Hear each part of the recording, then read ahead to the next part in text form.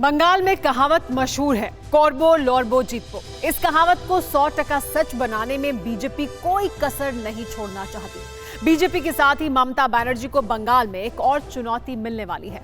बंगाल के चुनावी मैदान में इस बार असदुद्दीन ओवैसी भी उतरने वाले हैं, लेकिन हैदराबादी भाईजान का बंगाल कूच करना कितना कामयाब हो सकता है, इसका फैसला हैदराबाद से ही कैसे होने वाला है, इस स्पेशल रिपोर्ट में देखिए। ऐसे ही तेवर दिखाए हर दांव चला था, लेकिन अब ओवैसी ब्रदर्स की फिक्र बढ़ चुकी है। आंखों से नींद गायब है। हर वक्त एक सवाल जहन में कौंध रहा है। सवाल ये कि क्या मजलिस की सियासी विरासत चार मीनार की चार दीवारी से देश के सियासी फलक पर रोशन होने का इशारा देगी। 4 दिसंबर को ग्रेटर हैदराबाद नगर निगम के नतीजे आने हैं। कुल 150 सीटों पर 1122 उम्मीदवार मैदान में हैं। ओवैसी की पार्टी AIMIM के 51 कैंडिडेट की किस्मत का भी फैसला होना है। नवाबों के शहर में कौन बाजी मारेगा, इसका पता तो चंद घंटे बाद चलेगा, लेकिन इतना जरूर है कि हैदराबाद के नतीजों से तेलंगाना ही नहीं बल्कि ओवैसी के देश के सियासी फलक पर चमकने का इशारा भी मिलेगा।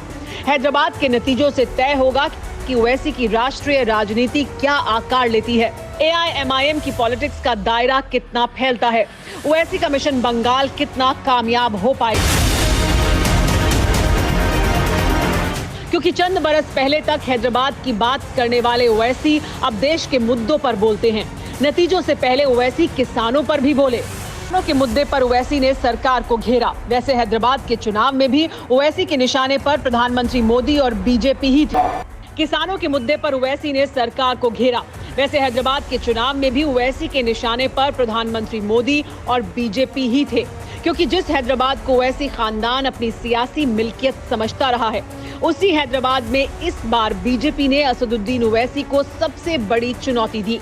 चुनाव भले ही नगर निगम के थे, लेकिन बीजेपी ने यूपी के सीएम योगी आदित्यनाथ से लेकर केंद्रीय गृह मंत्री अमित शाह को मैदान में उतारा। 2023 में तेलंगाना विधानसभा चुनाव होने हैं, जबकि इसके अगले साल यानी 2024 में आंध्र प्रदेश में चुनाव होंगे। बीजेपी इन्हीं चुनावों के लिए साउथ में अपनी सियासी जमीन मजबूत करना चाहती है।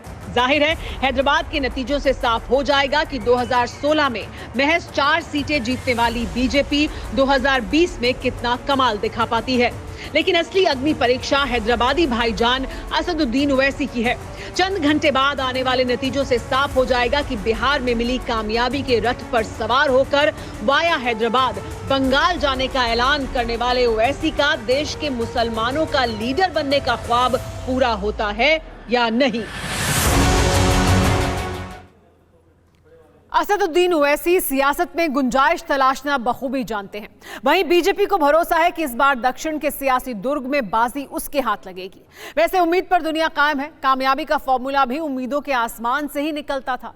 1947 में मुल्क के बंटवारे के बाद ऐसी ही उम्मीदों के साथ महाशय धर्मपाल गुलाटी पाकिस्तान के सियालकोट से हिंदुस्तान आए थे, जिनका 98 साल की उम्र में निधन हो गया। जेब में सिर्फ 1500 रुपए थे। परिवार पालना था। दिल्ली की सड़कों पर तांगा चलाया, फिर मसाले की दुकान खोली जिसे दुनिया MDH के नाम से जानती है। आज MDH देश दुनिया में अपना स्वाद और खुशबू बिखेर रहा है। छोटी सी दुकान से महाशय ने अपना कारोबार 100 से ज्यादा देशों में फैलाया। महाशय धर्मपाल गुलाटी ने दुनिया को सिर्फ स्वाद ही नहीं दिया, प्रेरणा भी दी, मिसाल दी, सपनों को हकीकत में बदलने का संबल दिया और सबसे ज्यादा जिंदा दिली की सौगात दी। देश के प्रेरणा स्रोत महान सपूत को TV9 भारतवर्ष की तरफ से भी श्रद्धांजलि। न्यूज़ टॉप 9 रोज सुबह 7 बजे और शाम 7 बजे सिर्फ TV9 भारतवर्ष पर।